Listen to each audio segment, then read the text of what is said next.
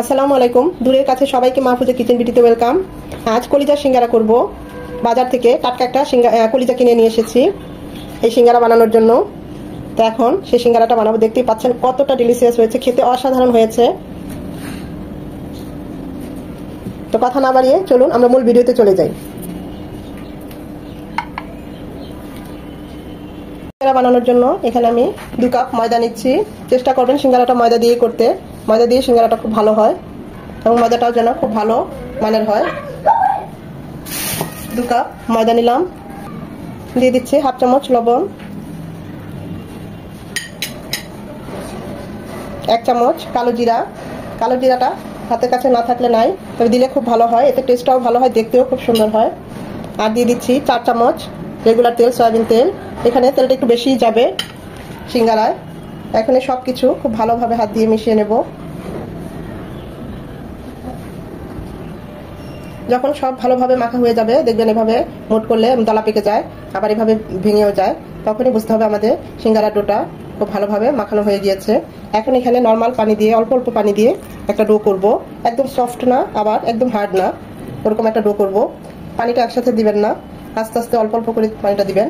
এটা কিন্তু একদম নর্মাল পানি, যদি পারেন ফ্রিজের পানিও দিতে পারেন, কিন্তু গরম পানি এখানে দেওয়া যাবে না। অল্প অল্প পানি দিয়ে ডোটা তৈরি করে নেব।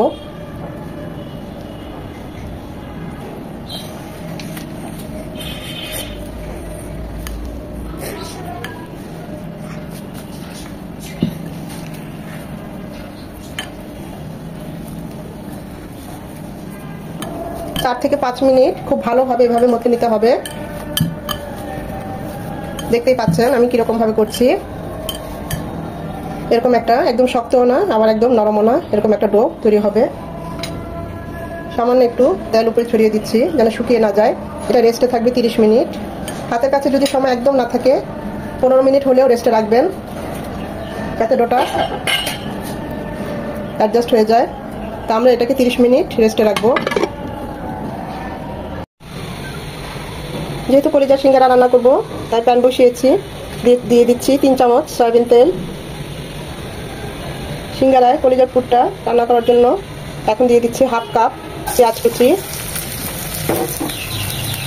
পেঁয়াজ কুচিটা একটু নরম হবে, পেঁয়াজটা একদম লাল লাল হবে না, ঠিক এই পর্যায়ে এরকম নরম হবে। তো এই পর্যায়ে দিয়ে দিব 1 চামচ আদা, 1 চামচ রসুন পেস্ট করে নিয়েছি ব্লেন্ডারে, সেটা দিয়ে দিচ্ছি। এটাকে 1 মিনিট ভেজে নেব যেন আদা রসুনের ঝাঁঝালো গন্ধটা চলে যায়। আদা রসুনটা 1 মিনিট ভেজে নেওয়ার পর দিয়ে দিচ্ছি 1 চামচ মরিচ গুঁড়ো, 1 চামচ হলুদ গুঁড়ো, হাফ চামচ ভাজা জিরে গুঁড়ো। এই সব কিছু পানি দিয়ে কষিয়ে নেব। মশলাগুলো পুড়েও যাবে না এবং মশলাটাও খুব ভালোভাবে কষবে। মশলাগুলো ভালোভাবে কষানো হয়ে গিয়েছে।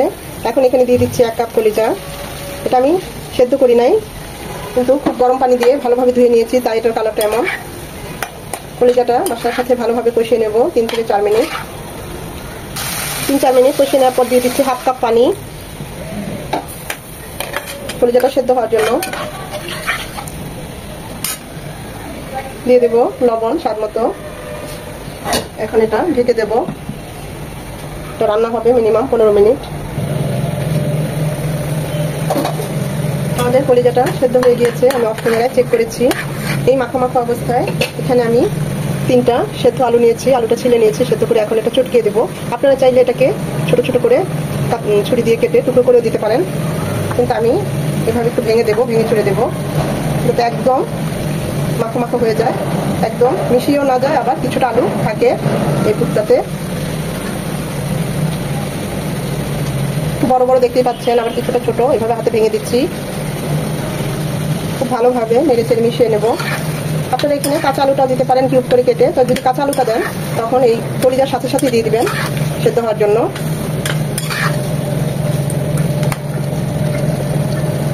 এগুলো একটু বড় বড়, সেগুলো আবার এভাবে চটে দিয়ে কেটে দিচ্ছি।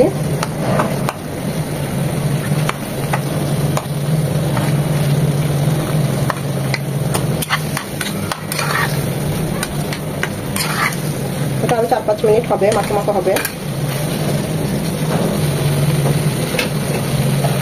এখন দিয়ে দিব আরো 1 চামচ পেঁয়াজ কুচি। দিয়ে দিব কিছুটা লাল এবং সবুজ কাঁচামরিচ কুচি 2 চামচের মতো, ঝালটা যে যেমন পছন্দ করেন।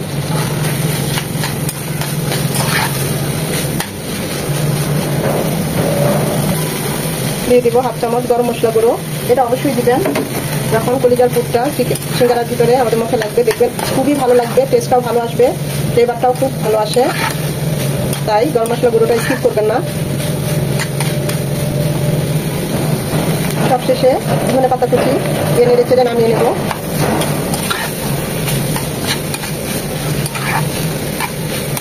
এটা একদম শুকনো শুকনো হবে।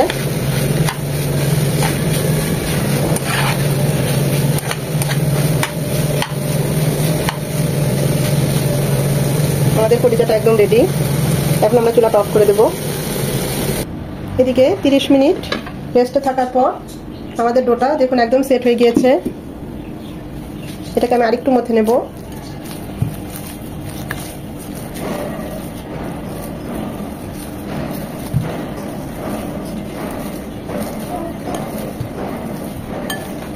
এখন এখান থেকে আমি লিচি কেটে নেব।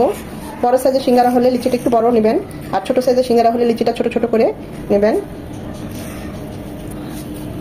এইভাবে আপনারা চাইলে কাঁচি দিয়েও কেটে নিতে পারেন, ছুরি দিয়ে। লিচিগুলো আমি হাত দিয়েই কেটে নিচ্ছি।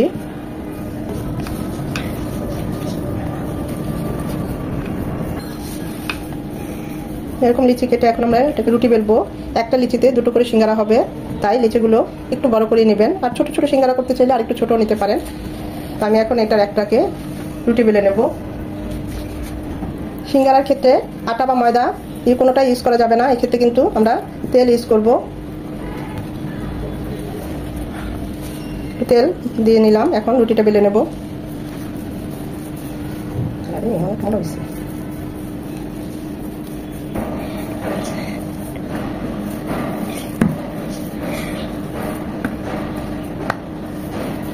সিঙ্গারা রুটিটা এরকম একটু লম্বালম্বি করতে হবে, কারণ এখানে আবার দুভাগ করে নেব। একদম মোটাও না আবার পাতলাও না, এইভাবে রুটিটা থাকতে হবে।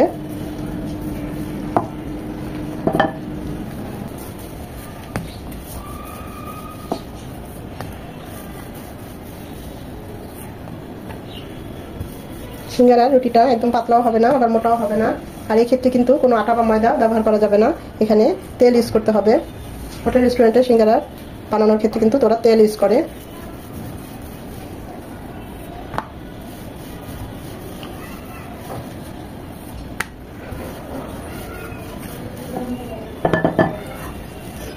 মাছ বরাবর এভাবে কেটে নেব ছুরি দিয়ে।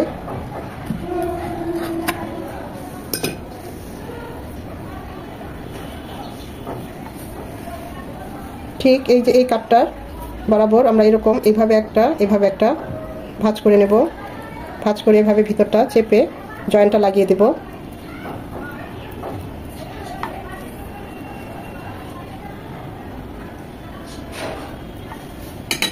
এখন এখানে আমরা যে পুরটা রেডি করেছি, কলিজার পুরটা, সেটা দিয়ে দিচ্ছি।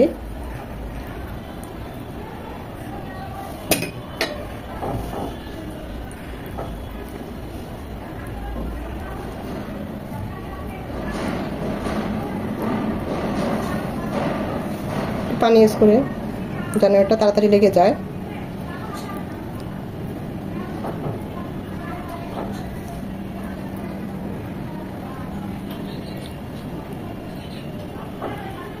খুব একটা এক্সপার্ট না, আমি ভালো বানাতে পারি না, খুব একটা শেপটা দিতে পারছি না, যতটুকু পেরেছি ততটুকুই চেষ্টা করেছি।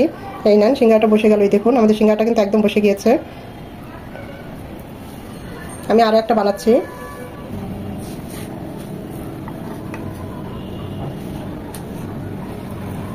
আপনারা হয়তো দেখে বুঝতে পাচ্ছেন আমি কিভাবে প্রথম ভাঁজটা দিলাম সিঙ্গারার।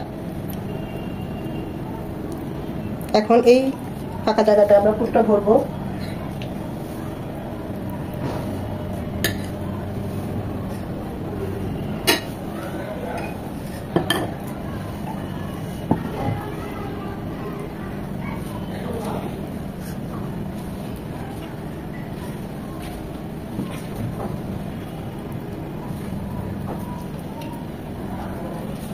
ব্যাস হয়ে গেল আমাদের সিঙ্গারা। দেখতেই পাচ্ছেন বসে গিয়েছে সিঙ্গারাটা। এভাবে আমি বাকি সিঙ্গারাগুলো বানিয়ে নেব।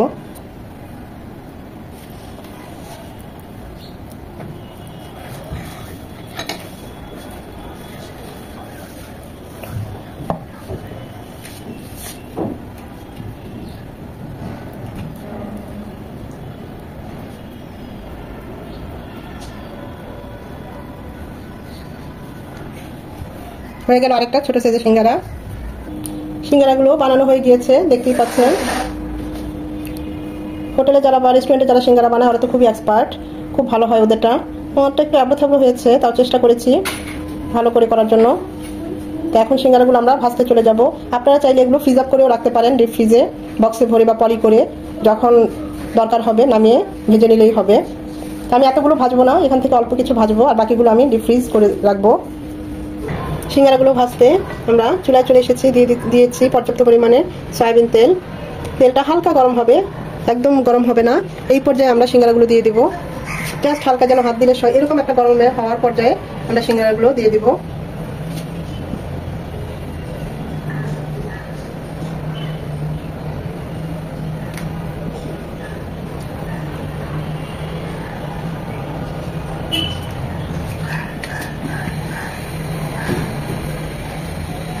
তেলটাও গরম হবে, আস্তে আস্তে সিঙ্গারাগুলো হবে, দেখতেই পাচ্ছেন।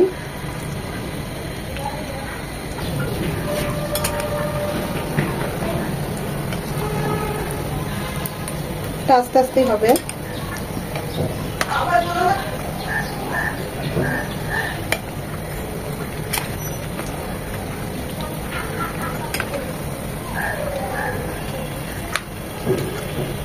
সিঙ্গারাগুলো ভাজতে মিনিমাম 15 থেকে 20 মিনিট সময় লাগবে, তাহলে এটা খাস্তা হবে।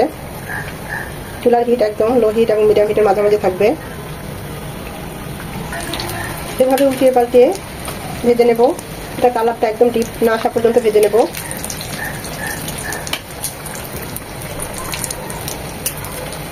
খুব সুন্দর একটা অ্যারোমা চলে এসেছে কালো জিরার, খুব সুন্দর একটা ফ্লেভার চলে এসেছে। এখন মনে হচ্ছে যে না সিঙ্গারা ভাজছি।